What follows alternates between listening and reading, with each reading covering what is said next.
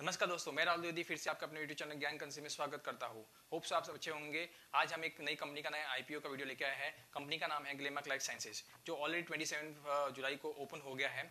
इसमें हम डिस्कस करेंगे कि कंपनी के आईपीओ के रिलेटेड टर्म्स एंड कंडीशन क्या है, क्या उनके फाइनेंशियल्स है, ग्रोथ क्या है, उनकी बिजनेस प्लान क्या है।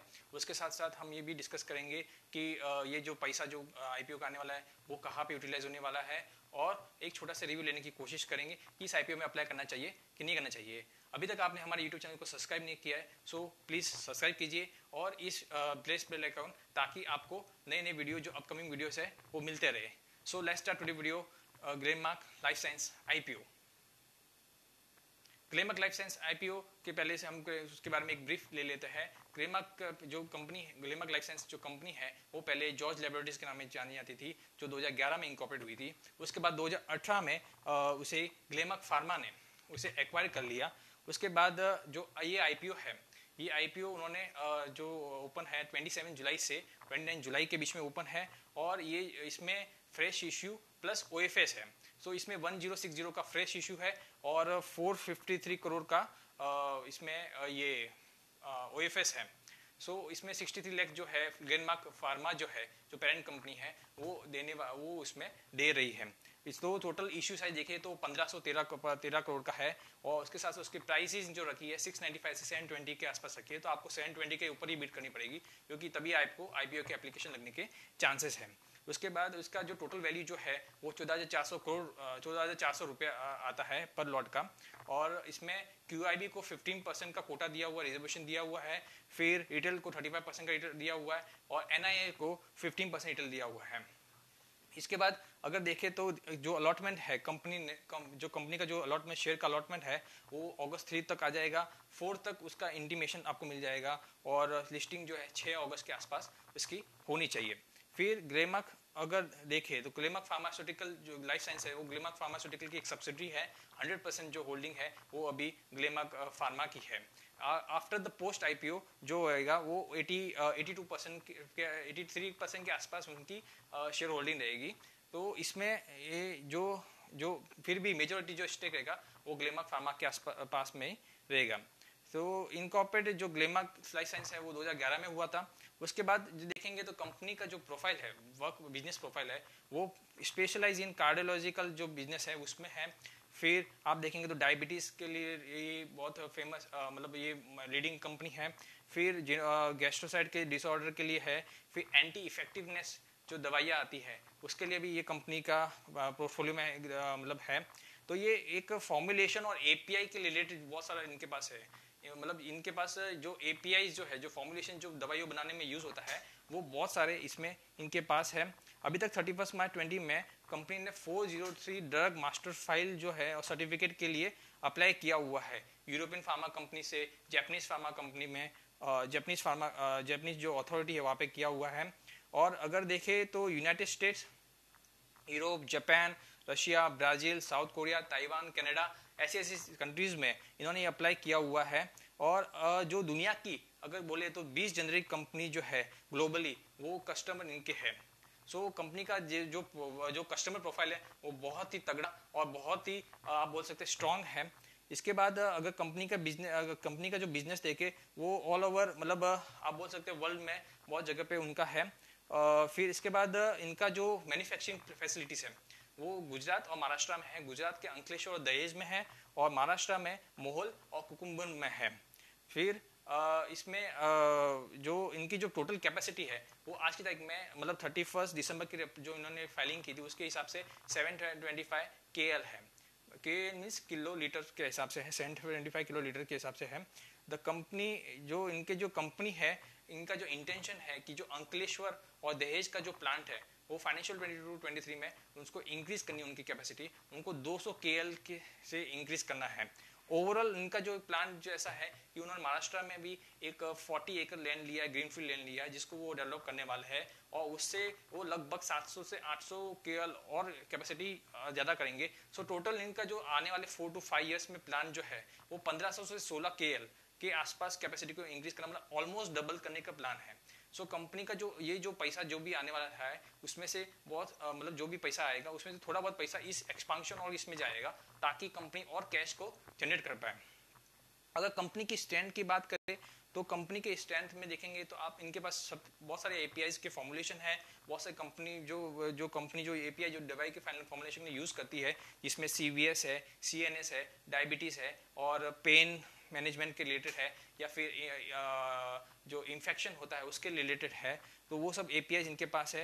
एक्सपोर्ट करती है यूरोप में, लैटिन अमेरिका में, नॉर्थ अमेरिका में, जापान में, रसिया में और यूएसए में और रेस्ट ऑफ द वर्ल्ड जो भी है।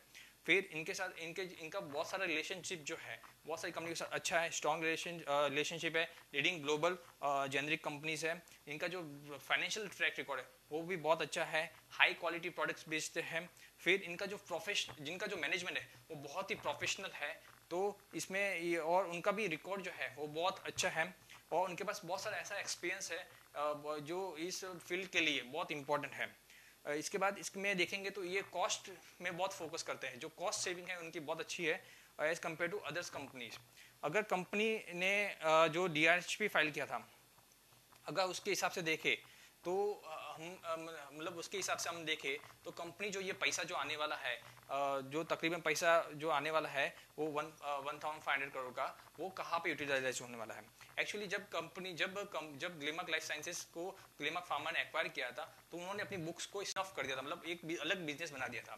तो उस बिजनेस को उन्होंने लगभग 1500 करोड़ के आसपास 800 करोड़ के आसपास जो है वो कंपनी को मतलब देना है उनको, मतलब ग्लेमार्क लाइफ साइंस को ग्लेमार्क फार्मा को देना है, क्योंकि उन्होंने जब बुक्स को जो अलग किया था तो उसमें से 1162 करोड़ का कुछ लोन जो है जो ग्लेमार्क फार्मा का है वो लाइफ साइंस की बुक्स में था। तो उसमें से 1100 करोड़ में से तकरीबन 350 करोड़ का रुपया और प्लस 100 करोड़ का इंटरेस्ट वो कंपनी ग्लेमार्क लाइफ साइंस ने ग्लेमार्क फार्मा को दे दिया है। तो तकरीबन 800 करोड़ रुपया जो है और देना है। तो जो आईपीओ से जो कंसिडरेशन आएगा उस जो फ्रेश इशू में से वो 1000 करोड़ जो 60 करोड़ का आ रहा है वो पूरा यूटिलाइज हो जाएगा, उसके अंदर 800 करोड़ रुपया उसको ग्लेमार्क फार्मा को देने में यूटिलाइज हो जाएगा। दूसरा जो भी जो इनकी जो दहेज और एंक्लेश्वर की कैपेसिटी है उसको एक्सपांशन में कम से कम 150 करोड़ के आसपास होएगा। और जो नया जो ये लोग कैंसर के रिलेटेड के ऑर्नोलॉजी के रिलेटेड ऑर्नोकोलॉजी के रिलेटेड जो है कैंसर रिलेटेड जो है वो एक नया प्रोडक्ट डेवलपमेंट करने वाला है जो लगभग 30 करोड़ के आसपास उनका प्लान है, और बाकी जो पैसा बचेगा वो जनरल पर्पस के लिए यूज होगा। इसमें एक और फायदा है कि जो ग्लेमार्क को जो पैसा मिलने वाला है, ग्लेमार्क फार्मा को तो ग्लेमार्क फार्मा जो है वो पैसे को यूटिलाइज अपने लोन को भी रिपे करने के लिए करेगा। इसमें आप देखेंगे कि ग्लेमार्क फार्मा के बुक्स में भी इसका इफेक्ट इस आईपीओ से आने वाला है, क्योंकि ऑलरेडी इनके पास जो डायरेक्टली ओएफएस सेल से भी पैसा आने वाला है और यहाँ से भी जो पैसा जो आएगा वो भी इसमें आने वाला है। अगर कंपनी के हम वैल्यूएशन देखें तो कंपनी ने अपना आरएचपी जो कंपनी है आरएचपी है जो कंपनी का, उसमें ईपीएस के हिसाब से देखें तो फाइनेंशियल 1890 में 24.64 का ईपीएस था, फाइनेंशियल 2020 में 29.04 का था और 2021 में 32.61 का ईपीएस था। मतलब अर्निंग पर शेयर के हिसाब देखें तो कंपनी बहुत अच्छा परफॉर्मेंस करी है। उसके साथ साथ रिटर्न ऑन नेटवर्थ देखें तो 99.25% 1890 में था, 9920 में 70.94 था और 2021 में 46.71 था और वेटेज कुछ 65 पॉइंट समथिंग आता है। ये इसमें डिक्रीजिंग ट्रेंड इसलिए है बिकॉज इसमें कैपिटल एक्सपांशन बहुत हुआ है और अभी भी कैपिटल एक्सपांशन होता है, शायद और डिक्रीजिंग आ सकता है, but in future cash flow increase जैसे जैसे होएगा वैसे वैसे आपका रिटर्न ऑफ नेटवर्थ बढ़ता जाएगा। और आज की तारीख में अगर 31 मार्च के एनएवी देखें इनकी तो 69.82 की एनएवी है। फिर अगर कंपनी के टोटल असेट को देखें तो 31 मार्च 19 का जो असेट है वो 1475 करोड़ था, 31 मार्च 20 का जो टोटल असेट था वो 1725 करोड़ था और 31 मार्च 21 में 1997 करोड़ का टोटल असेट वैल्यू था। फिर इसके साथ साथ इनके रेवेन्यूज को हम प्रिफर करें तो रेवेन्यूज में जो 1819 का रेवेन्यू था वो 86 करोड़ था, फिर 1539 करोड़ लगभग डबल हो गया इन 1920 में और 2020 में वो फ्लैट रहा, मतलब लगभग 20-25% का एक्सपांशन था, इसमें 185 करोड़ का इसमें रेवेन्यू था। फिर पैट का देखें हम लोग तो 195 करोड़ 1819 में था और 1920 में 313 करोड़ था और प्रॉफिट आफ्टर टैक्स जो अपना 2020 में रिसेंट फाइलिंग में 351 करोड़ का था। इसके साथ साथ हम लोग इनके जो पी रेशियो है उसको कंपेयर करेंगे उनके पीयर्स के साथ। सो पी रेशियो में अभी तक जो कंपनी का बैठता है जो डायरेक्टली 50.20 के आसपास पी रेशियो है। और अगर समझो हम लोग इनकी कंपेरेटिव जैसे डिवीज लैबोरेटरीज उसका पी रेशियो देखे तो 64.52 है, लॉरेंस लैब उसका है 35.51, शिल्पा मेडिकल का 34.75, आरती ड्रग्स का 23.86 और सोलारा एक्टिवा का है 26.35। सो आप देखेंगे मोटा मोटी कि लगभग इनका जो पी है थोड़ा अपने पीयर से हाई, ओनली सिर्फ डिवीज को आप छोड़ दे तो उसके बाकी जो जिससे अगर कंपेयर करें तो थोड़ा हाई है। सो कंपनी जो अपना जो पी जिस बेस पे वैल्यूएशन लेके आ रही है वो थोड़ा सा चीप नहीं है, मतलब एज ए डीवी से कंपेयर कर तो रीजनेबल मतलब चीप है, बट बाकी सबसे अगर देखें तो थोड़ा चीप नहीं है। बट फिर भी जो कैश फ्लो और बाकी फंडामेंटल की आप देखें तो उनका वैल्यूएशन फेयर है ताकि वो फ्यूचर में मतलब उसका आप फायदा उठा सके। फाइनेंशियली स्ट्रांग है कंपनी और बहुत चांसेस है कि ये कंपनी को जो है ओवर सब्सक्राइब हो जाएगा। ठीक है, इसके बाद हम देखेंगे कंपनी का हम लोग देखे रिव्यू देखे तो कंपनी ने एक्चुअली जब अपना डीआरएचपी फाइल किया था तो उसमें उन्होंने एक्चुअली 1160 करोड़ का फ्रेश इशू लाने वाले थे और 73 लाख का शेयर जो है ग्लेनमार्क फार्मा अपना सेल करने वाला था। उसके साथ साथ एक और एडिशनल कंडीशन थी जो ग्लेनमार्क फार्मा के शेयर होल्डर को उसमें से ग्लेनमार्क लाइफ साइंस के शेयर मिलेंगे। बट जब आरएचपी जब फाइनल आया तो उसमें क्या हो गया कि उन्होंने अपना जो फ्रेश इशू है वो 100 करोड़ से कम कर दिया, मतलब 1060 करोड़ कर दिया।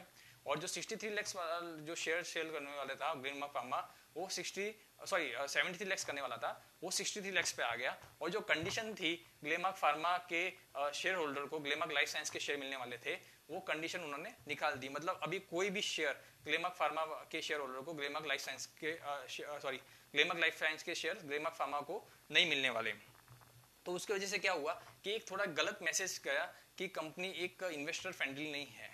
तो अगर उसका आप इफेक्ट देखेंगे तो जब आईपीओ आने वाला था ग्लेनमार्क लाइफ साइंस का तो आप ग्लेनमार्क फार्मा का थोड़ा 6 महीना या 4-5 महीना का जो आप प्राइस देखेंगे तो वो अपवर्ड ट्रेंड में था और लगभग 689 के आसपास हाई पे पहुंच गया था। बट जैसे ही आरएचपी फाइल हुआ, आरएचपी जब आया कंपनी का और उसमें मालूम पड़ा कि ग्लेनमार्क फार्मा के शेयर होल्डर्स को कुछ नहीं मिलने वाला है तो जो शेयर है धड़ाम करके एकदम 10 to 15% के आसपास गिर गया है। और आज की तारीख में जो 687 का जो हाई मारा था कंपनी ने ग्लेनमार्क फार्मा के शेयर का वो 585 के आ गया है। और इवन आप देखेंगे तो जो जीएमपी था इसका ग्लेनमार्क लाइफ साइंस का वो भी 135 से 150, मतलब वो भी आज की तारीख में वो गिर गया है।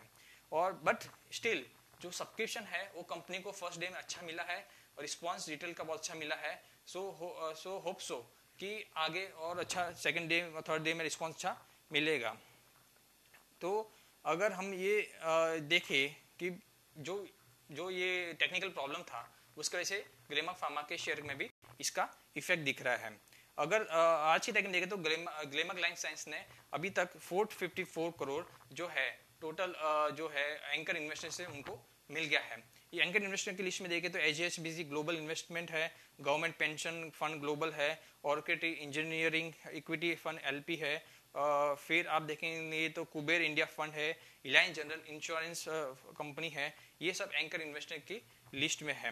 ग्लेनमार्क लाइफ साइंस के आईपीओ में अगर आप अप्लाई करते हैं तो इसकी एक कम्पिटिटिव आप इस देख लीजिए, इसके पॉजिटिव पॉइंट देख लीजिए, स्ट्रॉन्ग प्रमोटर है, कैश रिच कंपनी है, जो भी पैसा अभी फ्यूचर में जो आएगा क्योंकि ये जो ग्लेनमार्क लाइफ साइंस का करीब सब जो लोन है ग्लेनमार्क फार्मा का वो रीपे कर देगी और जो कैश आएगा वो पूरा कैपिटल एक्सपेंडिचर और एक्सपांशन के मोड में चला जाएगा।